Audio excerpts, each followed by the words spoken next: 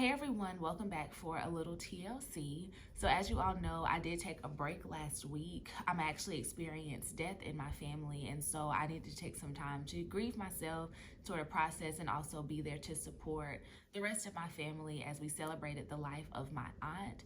And so I appreciate just having the grace to actually take a break. I talk a lot about self-care, and I don't want to be someone who talks about it but doesn't actually be about it. And so I'm grateful for everyone who knew what was going on and prayed for me or sent your love and support. For those who didn't know what was going on, just thank you for it. I feel like I have a channel where I can take a break and it's not the end of the entire world. So I really appreciate that. Thank you, thank you, thank you. So with that, we are still going through Outwitting the Devil. We're going through chapters 6 and 7 today. Oh, I think it's 6 and 7. Let me double check. It's actually chapters 7 and 8. And so in these chapters, the devil continues to talk about the principle of fear. He talks about hypnotic rhythm some more and introduces this concept of definiteness of purpose. And so I'm going to kind of take those bit by bit. So let's get into it.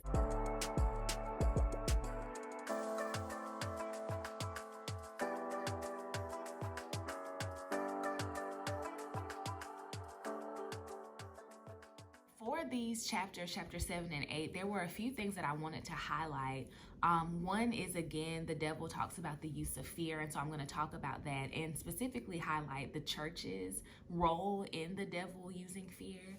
I also wanted to spend a little bit of time talking about the devil's use of children, as well as defining definiteness of purpose and what that looks like, and also just briefly mention how the devil uses love as well, because I thought that was really important. And so when it comes to fear, one quote that I really liked is that the devil says, "You fear the devil and refuse to trust your God." And I just thought that was pretty profound, because it's like, and the devil talks about how these churches, they plant seeds of fear and doubt to keep people thinking about this fear of a burning hell in people's minds. And so it's like the devil is really playing that up and saying, like, people who are in these churches, they fear me. They fear going to the place where they say I am. But at the same time, they're supposed to be these faithful people who actually are leaning more into fear and not even trusting the God that they say saves them from this burning hell. And I was just thinking about how if we actually trust God in the way that we say we do, then we wouldn't have this fear of the devil. There are so many scriptures that talk about how God has not given us a spirit of fear, but of power and of love and a sound mind. Or other scriptures that say how perfect love, the love that Jesus gives us, the love that God has displayed, actually drives out all fear. So the devil actually likes some of the tactics that the churches uses to plant fear, and continues to use fear as a way to keep people in bondage. So we as a church need to think about, how can we display that we do actually trust our God, and that is actually a means to not give people over into the spirit of fear. I just thought that was a really interesting quote. Again, you fear the devil and refuse to trust your God. Are we being hypocritical? Is our teaching in the church counterintuitive? Just something to think about. The devil also talked about hypnotic rhythm again, which is this idea that we form these habits, and then eventually our habits just become who we are, and we're kind of carrying along. We're kind of carrying along in the way that our habits have formed us. And so the devil wants us to be in hypnotic rhythm in a negative way. And so one thing that he talked about on page 144 is how each environment has its own rhythm, and each person has its own rhythm. And one thing that was really important is this concept of people in a certain environment tend to all be of like in the same, they tend to be in the same rhythm. And so he talked about how people who are in poverty, They are usually around other people who are in poverty, but those who are successful tend to surround themselves with other people who are successful. And so I thought that was important to highlight because it was sort of a birds of a feather flock together type of thing. And there are lots of scriptures that talk about how bad company corrupts good character and how we have to be careful who is on our team. Like Jesus says that his mother, his brother, his family are those who hear the word of God and actually do it. And so on page 144, the devil is talking about, how we kind of are we are the product of our environment, and we are the product of those people who are around us. So if we are around a bunch of people who are sad, who are fearful, then it is more likely than not that that's exactly how we're going to be. So I did want to encourage us all to be careful about who is in our circle, because that can impact the type of life that we live and whether we are living a fearful life or a faithful life. The devil also talks about or introduces these 7 principles of psychology, which he says need to be understood in order to make the most of hypnotic rhythm. And so he introduced this first concept, definiteness of purpose. And so the devil is saying that definiteness of purpose is when you like have self-discipline, you are using your own mind, your intuition, and you like know where you are going. You have a plan, and even if certain things are not successful, you're continuing to you're pressing towards the goal. And so I did want to highlight on page 152, the devil says, once any person learns the power of his own thoughts, he becomes positive and difficult to subdue. So again, this is what's in your mind. What are you pursuing? As a matter of fact, I cannot control any human being who discovers and uses the principle of definiteness. So having self-discipline, actually having a goal and being unmoved from it, even if things aren't always going your way. But the devil also says that once any person hesitates, procrastinates, or becomes indefinite about anything, he is just one step removed from my control. And so we have to think about how definiteness of purpose is one way to sort of not fall into the schemes of the enemy. But anytime that we have this like procrastinating, indefinite, like lollygaggy, is that a word? I think that's a word. Approach to life, then we're more likely to fall into the negative trap of hypnotic rhythm. And so I just want to remind people that self-control is actually a fruit of the spirit. There are many scriptures that talk about how important self-discipline is. And so, it's almost like, I think the more that I read of this book, the more I'm just like, the word of God has so many ways to combat the tricks of the enemy. So if the enemy wants you to be procrastinating, for you to not feel like you have a purpose, for you to not be aimed towards anything, we do know that our purpose is to glorify God, and whatever we do, we're supposed to do it as working unto the Lord. Self-control, again, is the fruit of the spirit. And so we should never, as believers, have this sort of I'm out of control, I don't know what I'm doing, I don't know where I'm going type of mentality, because we all have an ultimate goal, and that is to dwell with God forever. And while we're here on earth, we're supposed to let men see our good works so that they might see what we're doing and glorify our Father in heaven. So we are not ever purposeless. We are not ever purposeless.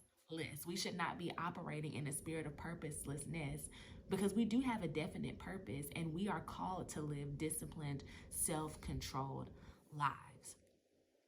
The devil also talks about how he uses these bribes in order to get people to think that living a purposeless life is actually for the best.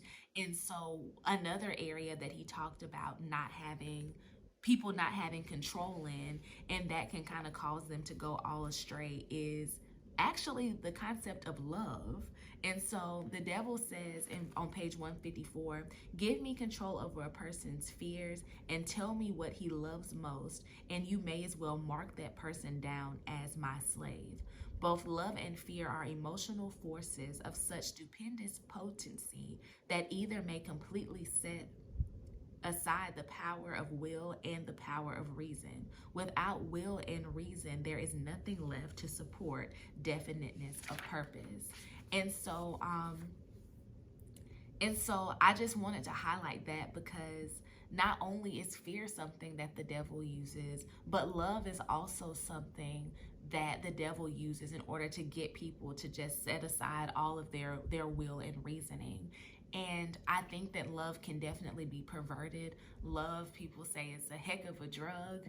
And so the devil talks about how if a person learns how to use self-control even in love, then that's another way to sort of outwit some of his schemes. And so I do want us to think about the ways that we can be out of control with our love and trying to model our love after Jesus, which is not totally out of control, which is not driven by lust, which does not take away all of our reason and all of our willpower, but it is sacrificial. It is still purposeful love, the love that we have been displayed by Jesus. Um, Finally, for this video or for the summary for this chapter, the devil does talk about how, and he says, children, when they're born, they have a blank canvas and naturally imitate their parents, both physical expression and thought expression.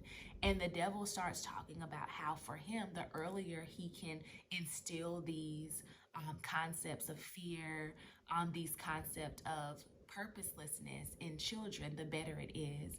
And so I do want us to be reminded that we have a burden, we have a responsibility to train up our children in the way they should go so that when they are old, they will not depart from it. We have an obligation to model what is good for our children. And so I want us to think about, are we modeling for our children, the children in our lives, purposefulness? Are we modeling for them what it means to live a faithful life? Or are we modeling for them fear, lack of self-control, lack of discipline, or purposelessness? The devil is trying to get a hold of the children as early as possible, recognizing that they are like sponges who soak up everything that is around them. And so we have to be very strategic in making sure that we are modeling what is good for our children. And I think that what is good is the fruit of the Spirit, which is love, peace, joy, kindness, self-control. What are the other ones? I can never remember all of them. Oh, I only missed two, but they're important: faithfulness and patience. So love, joy, peace, patience, kindness, goodness, faithfulness, gentleness, and self-control. That is what is good, the fruit of the Spirit. We should be modeling for our children what it means to have our faith in God, and not so much promoting fear, that we do have love, power, and a sound mind. We should be teaching them about the Word of God, which allows us to live good lives here and especially great lives over in eternity. And so those are the main things that I wanted to highlight from this portion of the book. Are we living lives that are fearful, and are we through our churches planting seeds of fear rather than seeds of faith and trust in our God? Are we making the best example for our children, and are we living in ways that show that we have definiteness of purpose? Also, who is in our circle? Those are some important things for us to think about based on these chapters of the book. So I would love to know what you all think about. What do you think about these things? Are we living more faithful over fearful lives? What are some areas in which we can do better when it comes to living a purposeful life? And what are we teaching our children? I hope that you all enjoyed these two chapters of the book. For next week, I would like for you to only read chapter 9 because it's pretty heavy and it starts talking about education and religion. And so we'll debrief chapter 9 next week. I hope you all have a wonderful week, and I will see you next time for a little TLC. Bye-bye.